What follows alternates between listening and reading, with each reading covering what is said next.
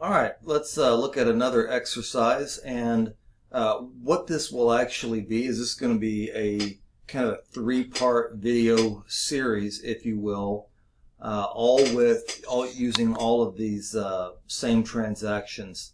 So I've made note of this before in other videos, but it says here the name of this exercise, for example, is journalizing transactions in template, journal entry form, and T accounts. Well, I want to tell you, just so you know, the only way we can journalize a transaction is to make a journal entry.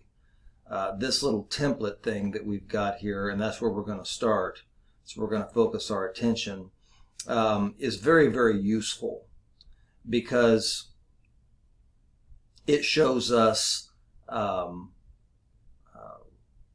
we're able to track changes to equity a lot better with the template than we can with journal entries, and certainly better than we can with T accounts. So there is some value here. I just want you to understand that when we're using this template, which is what we've got right down here, and these are fairly common, and the terminology for these templates varies depending on the textbook publisher. These are just for our information. Nothing is really going anywhere, and that makes sense because we don't really have legitimate accounts down here. You know, we have types of accounts, but we don't actually use account names with this. Okay, so again, can't journalize transactions without making an actual journal entry. But let's go through here. We've got the month of April, and we've got several transactions that we need to go through. And we are going to do another one of these videos for actual journal entries and even one for T accounts. And we'll talk about the advantages of doing that when we get to them. But again, right now we're in the template side of things. And the advantages, we can track changes to stockholders' equity a little bit better in a template. In fact, a lot better. All right. So on April the 1st, it says, A. Falcon, we'll call him Anthony Falcon, invested $9,000 cash to begin the business in exchange for common stock. So what's going on here? Well, Anthony Falcon is starting his own business. And he's going to call that business Minute Maid. And they provide house cleaning services. Okay, so Anthony's the owner. This template that we're using is from the perspective of the business, from the perspective of Minute Maid, not to be confused with the lemonade, but maids who are quick, I guess. So from the business's perspective, we have a $9,000 increase to cash. Okay, and what did I say his name was? Anthony Falcon. That's what I said. He is contributing capital to the business, so we're going to put $9,000 here as well. These are both positive figures. Assets went up. Cash assets went up by $9,000. Contributed capital went up by $9,000. And notice we have this template divided into balance sheet and income statement areas. We don't have any income statement activity here, so that's all we have to do. All right. On April the 2nd, it says that the business paid $2,850 cash for 6 months lease on van for the business. All right. So in this case, cash assets have gone down by $2,850, and what we actually have here is a prepaid asset. Okay, so we have basically a prepaid lease, and those are current assets, and especially this one, right, because it's only for 6 months. So if we're thinking about this from an equity perspective, I want to go back to number 1 and just mention that, you know, we started off, if we think about the accounting equation of assets equals liabilities plus equity, which would be this area right here, So I think I'll just, because that wouldn't hurt to have this up here. When we started off, we had nothing anywhere. So now we have 9,000 equals 0 liabilities plus 9,000. So equity is at 9,000. This transaction that we recorded here actually had no impact on equity. Cash asset went down by 2850, but then we got a prepaid asset that went up by the same 2850. Now next month, that prepaid asset, as we use this van, we're going to start to expense that, and at that point then, equity will go down. But right now, there's no impact on equity here, and again, we don't have to deal with any income statement accounts. All right. Number 3 says borrowed $10,000 cash from the bank and signed a note payable, agreeing to repay it in 1 year plus 10% interest. So this is a financing activity, and we have $10,000 coming in. However, we also have liabilities going up by the same $1,000. We don't have to deal with the interest. Okay, that's going to be paid according to what they've written here. That's going to be paid in 1 year, a year from now, basically. So this is all we have to do. We increase an asset. We also increase the liability. Therefore, there is no change in owner's equity, and we don't have to do anything over on the income statement. All right. So another transaction on the 3rd, purchased $5,550 of cleaning equipment, and says here that we paid $2,500 in cash with the remainder due in 30 days. Okay. So I'm going to go from left to right. Well, you know what? I'm going to go in order. Purchased $5,500 of equipment. So equipment is a long-term asset. It is a non-cash asset, as you might have guessed. So that's the first thing. So I think what I'm going to do is I'm going to go ahead and put that in here first. All right. Then it says we paid $2,500 cash. So we just subtract that out. And we also incurred an additional $3,000 liability. Now, where did I get that $3,000? Simple. Well, simple, I guess, if we know what we're doing. The $5,500 value minus the $2,500, we'll call it a down payment, equals $3,000 that we have to put into a liability. Okay, and then those are the only accounts that are impacted. On April the 4th, it says paid $4,300 for cleaning supplies.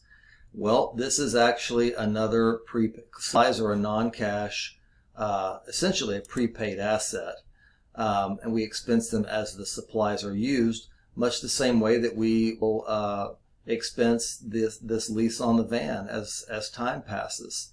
So for this April 4th transaction, what we'll want to do is we'll want to have a entry to cash for negative $4,300, and then we will have cleaning supplies as a current asset will go up by the same $4,300. Again, next month or at some point when we reconcile these supplies, we'll realize that we use some of them and we will expense them at that time. But for right now, no impact on equity whatsoever.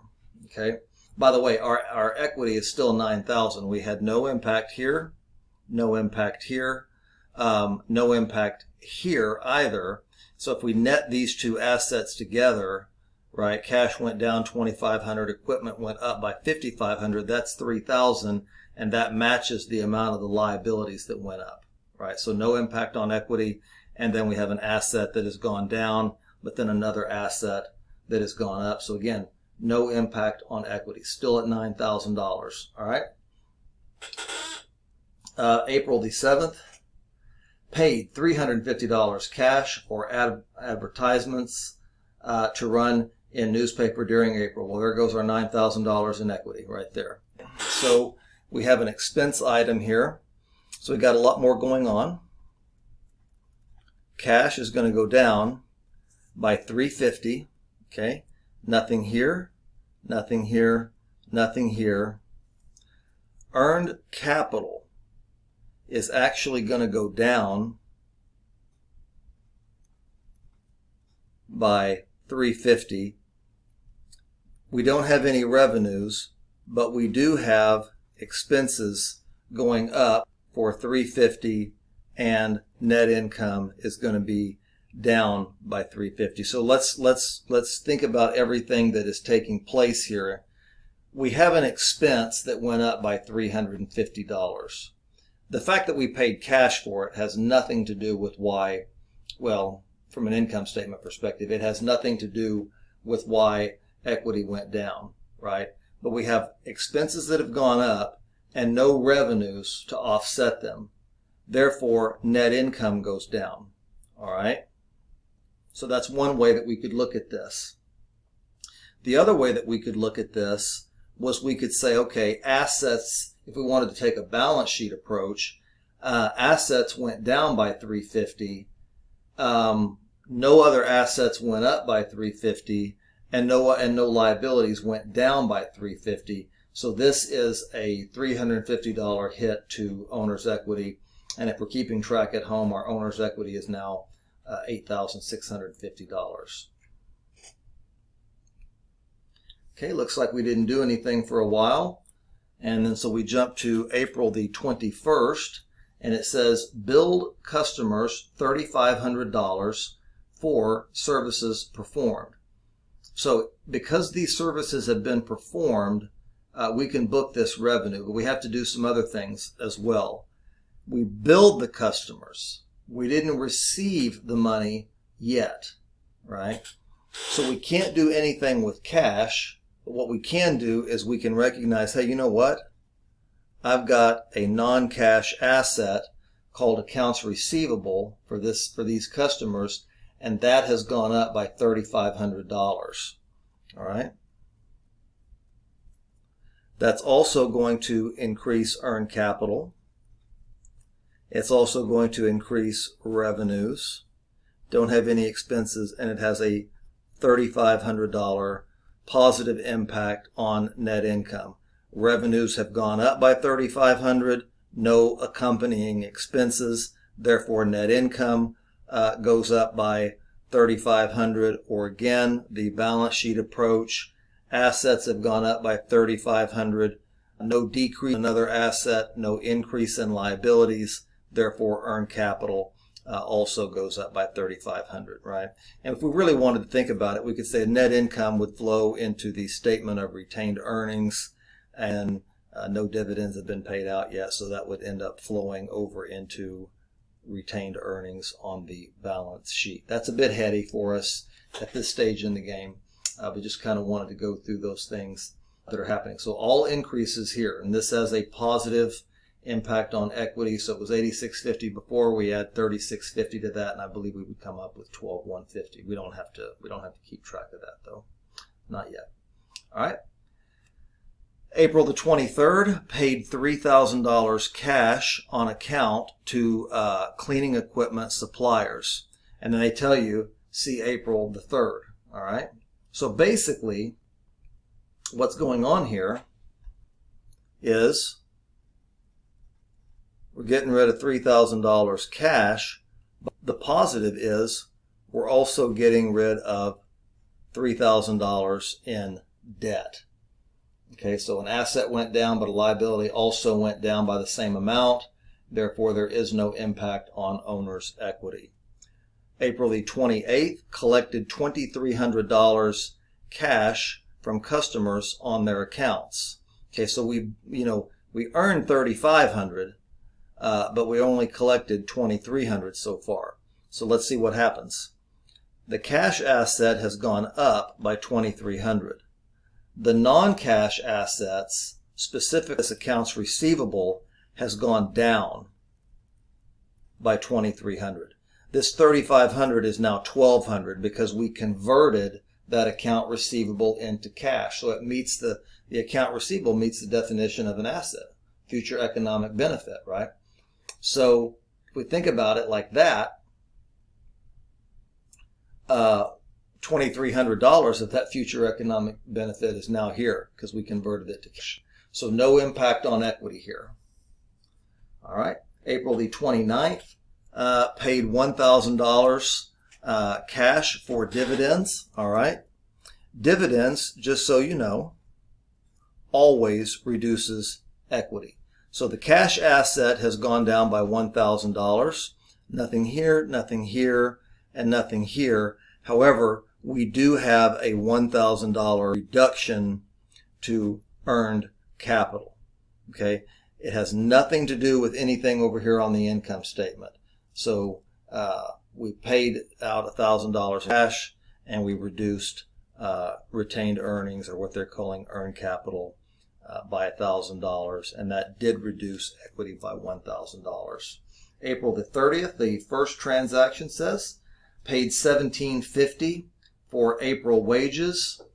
Okay. So we've got a negative $1,750 for cash. Okay. We never set up a liability for this, so we don't get to relieve that. Earned capital is going to go down by that $1,750. Then over on the income statement, we've got $1,750 in expenses. The expenses have gone up, but the impact on net income is a negative. All right. And then on April the 30th, it says paid $995 cash to service station, okay, for gasoline used during April. All right. So we've got a negative $995.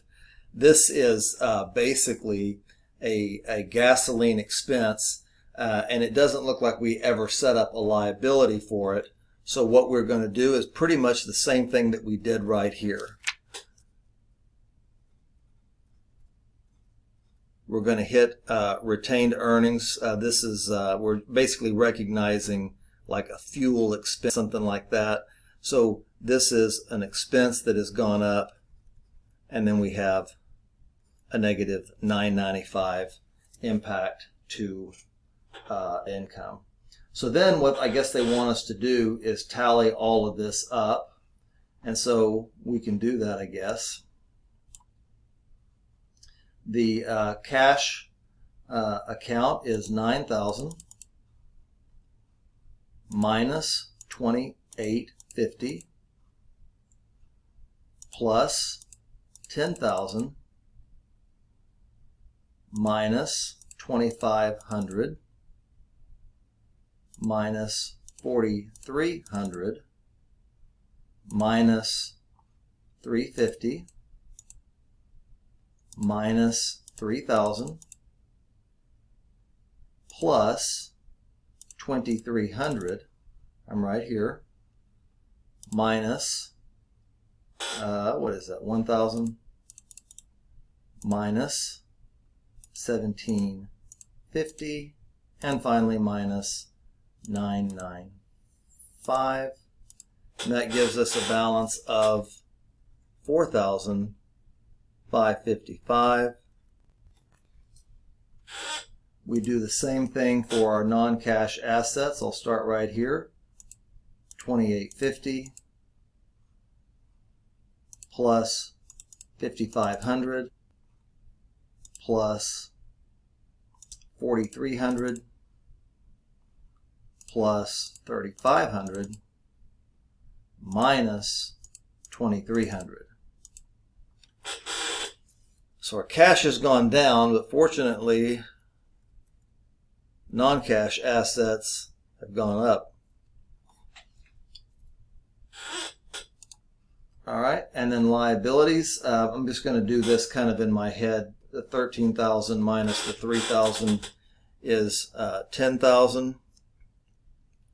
Contributed capital, there's only one figure here, 9,000. And then so earned capital, we'll say minus 350 equals Okay, and then we're going to say plus 3,500 minus 1,000 minus 1,750 minus 995 equals negative 595. Okay, revenues are 3,500, so we can just write that down. And then we probably ought to add up our expenses. We've got 350 plus 1,750. Let's see, something went wrong there. Let me start over. 350 plus 1,750. Let's see here. Plus 995 equals 3,095. Okay, and then we can look at our net income. So I'm going to start with this one right here. Minus 350 equals plus 3,500 minus 1,750 minus 995 equals 405. Now notice that we had positive net income for 405, but our earned capital is negative 595, and the culprit on that is this $1,000 right here. Okay, because the dividends are never on the income statement, you see.